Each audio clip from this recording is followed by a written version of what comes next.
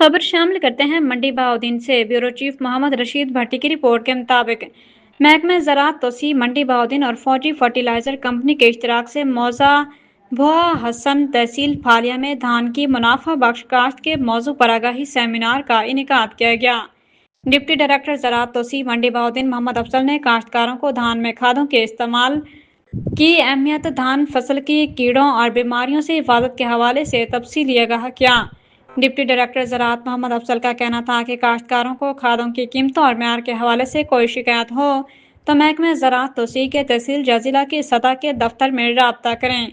Assistant director ज़राअत तोसी doctor Ayaz Ahmad ने हुकूमत पंजाब की तरफ से काश्तकारों के लिए शुरू की गई स्कीमों के बारे में तफसीली आगाही फराहम की और काश्तकारों को इन स्कीमों से फ़ायदा उठाने पर जोर दिया।